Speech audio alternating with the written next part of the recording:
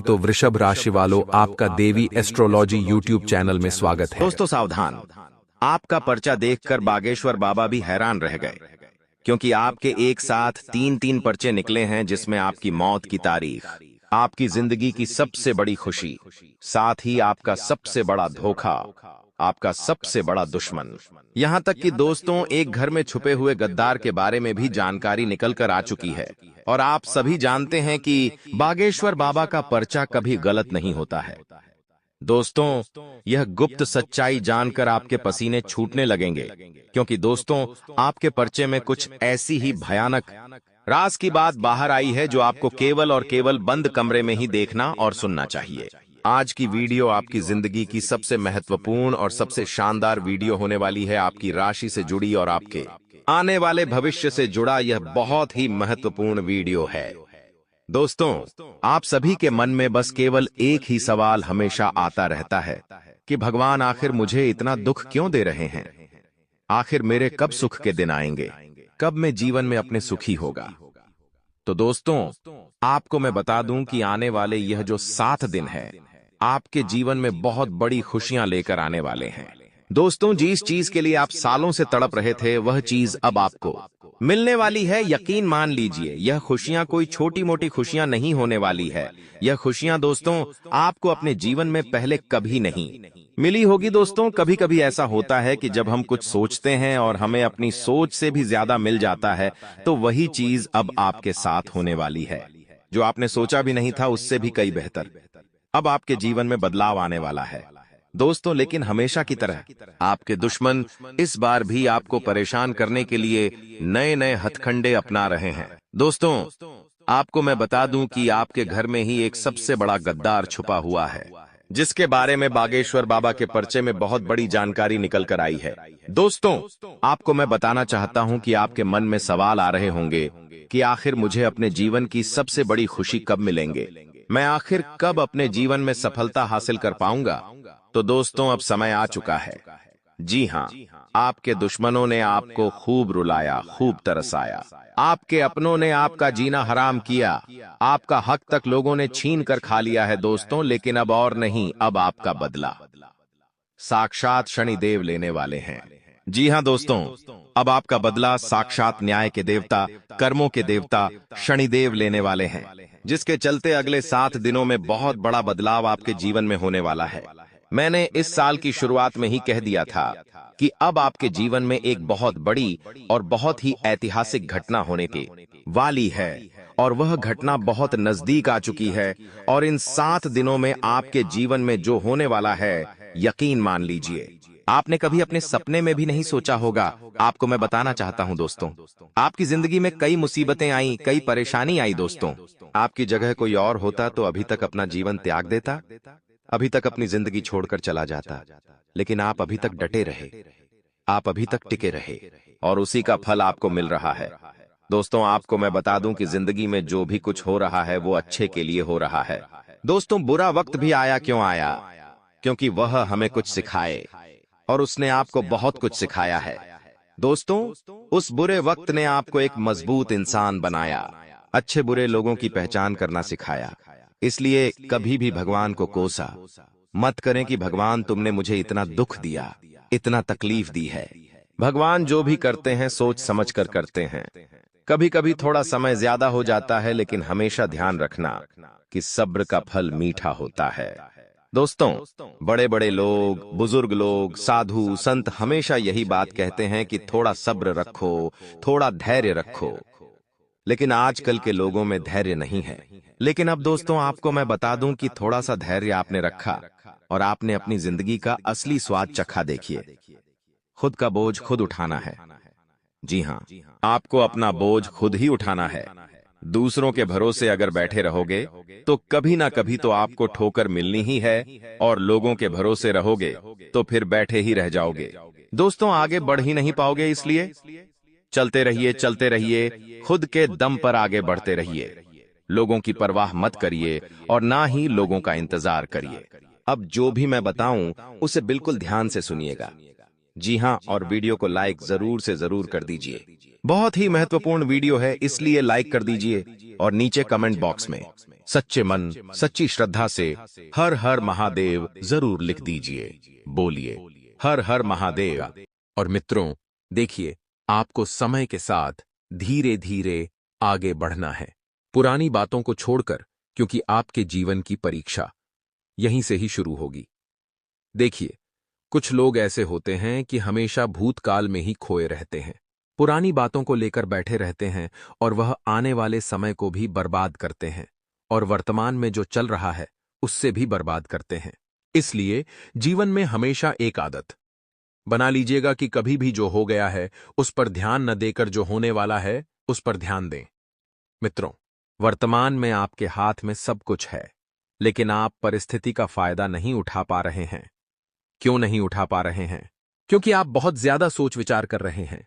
ये समय सोच विचार करने का नहीं है मेरे मित्रों, क्योंकि सोच विचार आपने पहले भी बहुत किया था और समय हाथ से निकल गया था और आपको फिर पछतावे के अलावा कुछ भी हासिल नहीं हुआ था। इसलिए मेरी आपसे सिर्फ एक ही विनती है कि आपके हाथ में अगर अभी सब कुछ है तो उसका फायदा उठाइए। और देखिए, नकारात्मक लोगों को जीवन में बिल्कुल भी स्थान ना दे। अगर कोई व्यक्ति आपसे आकर यह कहता है कि अरे तुझसे तो नहीं हो पाएगा, अरे तेरे बस की बात नहीं है, तो उस व्यक्ति को आपको मुंह तोड़ जवाब देना है। जिन जिन लोगों ने आपसे कहा था कि आपसे नहीं हो पाएगा, उन व्यक्तियों का जवाब आप देने में मित्र प्रथम आएंगे और बता देते हैं कि परिवार के लोगों के साथ रिश्ते मधुर बनाकर रखने का आप कब तक प्रयास करेंगे। मित्रों, कोई भी रिश्ता जबरदस्ती से और एक तरफा से नहीं चलता है। अगर रिश्तों में झुकाव दोनों तरफ से होगा तो रिश्तों की नींव मजबूत होगी, और अगर रिश्तों में अकड़पन होगा तो मित्र देखिए, अकड़ तो मुर्दे में भी होती है। जो झुक जाता है वही इंसान महान होता है। इसलिए रिश्तों में झुकना आपको सीखना पड़ेगा। अब देखिए, आने वाले समय की अगर मैं बात करूं तो आपसे सिर्फ इतना ही कहूंगा कि आपको पैसों की समस्या हो सकती है। पैसों की समस्या इसलिए होगी क्योंकि जब आपके पास पैसा था तब आपने उस पैसों की कद्र नहीं की। पैसे हवा में उड़ाते थे, बेवजह फालतू खर्च करते थे और कभी भी हर किसी को पैसे उठाकर उधार दे देते थे। यह सब गलतियां आपने पिछले समय में की थी। अब पिछले समय की गलतियों का खामियाजा आपको इस समय में भुगतना पड़ रहा है, लेकिन कोई बात नहीं। मित्रों देखिए, इंसान को एक बार सबक मिल जाता है तो इंसान सुधर जाता है। वह कहते हैं ना कि जीवन में जब तक ठोकर नहीं मिलती है तब तक ठाकुर नहीं बनते हैं। ठीक इसी तरह आपको भी मित्रों पहले के समय में कुछ ठोकर लगी थी, तभी आप अभी के समय में मजबूत खड़े हैं। देखिए, आपको ध्यान रखना है कि अगर आपके घर पर कोई मेहमान आए, देखिए मित्रों, मेहमान भगवान का रूप होते हैं। पहले के जमाने में लोग ऐसा बोलते थे, लेकिन अभी कलयुग चल रहा है। जरूरी नहीं है कि हर मेहमान भगवान के रूप में आए। कुछ मेहमान राक्षस के रूप में भी आ सकते हैं, भक्षक के रूप में भी आ सकते हैं, जो हमारे परिवार को तोड़ने का काम करेंगे, हमारे घर को डुबोने का काम करेंगे। इसलिए अगर आपके घर पर कोई भी मेहमान आए तो हर कुछ भी गुप्त बातें आपको उनके सामने नहीं जाहिर करनी है। अगर आप उनसे गुप्त बातें शेयर करेंगे तो हो सकता है कि वह नजर लगा दे। आज के समय में मित्रों ऐसा होता है कि लोग दूसरों के घर में क्या चल रहा है यह पहले देखेंगे, सिवाय इसके कि खुद के घर की क्या हालत है। सबको दूसरों की थाली में ही घी नजर आता है, लेकिन खुद की थाली में 56 पकवान रख दो फिर भी वह नजर नहीं आते हैं। इसलिए मित्रों, ऐसे लोगों से जीवन में जितना दूर रहोगे उतना ज्यादा खुश रहोगे, और जीवन में अगर खुशियां चाहते हैं तो ऐसे लोगों को तुरंत अपने जीवन से दूर कर दे, निष्कासित कर दे। मित्रों, वाहन का सुख आपको मिलने वाला है। लंबे समय से आप जो वाहन खरीदने की योजना बना रहे थे और आपके पास पैसों की व्यवस्था नहीं हो पा रही थी, तो मैं आपको बता देता हूं कि आपको पैसा आसानी से मिलेगा। आप वाहन खरीद लेंगे और मित्रों, वाहन खरीदने के साथ आप अपने परिवार की खुशियों में भी सहयोग देंगे। घर में देखिए, जब कुछ भी नई चीज आती है मित्रों, तो उसकी सबसे पहले पूजा की जाती है। एल के किसी तरह अगर आप भी वाहन खरीद कर घर लाएंगे तो उस वाहन की मां कालिका के सामने पूजा अवश्य करें, क्योंकि वाहन को मां कालिका का रूप माना जाता है। अच्छा मित्रों, मैं आपसे एक बात पूछता हूं। देखिए कि गाड़ी, वाहन, यह सब भगवान मां कालिका के रूप होते हैं। बहुत से लोग इन्हें पूजते भी हैं, दशहरे के दिन अपने वाहनों पर फूल माला चढ़ाकर वाहनों की पूजा करते हैं। क्यों करते हैं? क्योंकि वाहनों को माता काली का रूप माना जाता है। अमित्रों, जब आपके पास कोई कार है, उस कार में अगर आपने भगवान के कुछ भी तस्वीर रखी है, तो आप हमेशा ध्यान रखिएगा कि उस कार में कभी भी गलत चीजें मत कीजिएगा, जैसे मदिरा का सेवन हो गया, धूम्रपान हो गया और मांस का सेवन। इन सब चीजों का सेवन कभी आप कार में या किसी भी वाहन पर बैठकर मत कीजिएगा। मित्रों, यह गलती आपको कभी भी भारी पड़ सकती है। इस गलती को आप कभी जीवन में मत करना, क्योंकि आपने देखा होगा कि बहुत सारे लोगों की गाड़ी में कुछ न कुछ भगवान की फोटो, तस्वीर या माला अवश्य आपने देखी होगी। अब वही लोग क्या करते हैं कि कार के अंदर ही कुछ पल के मजे के लिए गलत काम करते हैं और फिर इन सब का प्रभाव उस कार में जो भी भगवान रहते हैं उस पर पड़ता है। तो इस वजह से कभी कभी कुछ चीजें हमें ध्यान में रखना चाहिए। और मित्रों, बता देते हैं कि घर में नवीनीकरण से संबंधित चीजें अगर आप करवाना चाहते हैं तो वास्तु के नियम का पालन अवश्य करना है, क्योंकि तकलीफ आपके घर में पहले ही कम नहीं है और ये तकलीफें इसलिए बढ़ रही हैं क्योंकि आप वास्तु के नियमों का पालन नहीं करते हैं, घर को स्वच्छ नहीं रखते हैं, किसी भी कोने में कुछ भी चीज रख देते हैं, बजाय इसके कि आपको पता ही नहीं है कि वास्तु क्या होता है। वास्तु शास्त्र में मित्रों, छोटी से छोटी बातों को लेकर बहुत कुछ बताया गया है। कभी आपके पास समय हो तो एक बार आप अपने घर के आसपास किसी वास्तु स्पेलिस्ट पंडित जी से अवश्य मिलिएगा। वह आपको बताएंगे कि क्या सही है और क्या गलत है। अगर आप के घर में आपको कुछ भी समस्या आती है, आपके जीवन में कुछ भी समस्या आती है, तो आप हमें कमेंट बॉक्स में लिखकर अवश्य बताएं। गुरुजी आपको उसका उचित समाधान देंगे।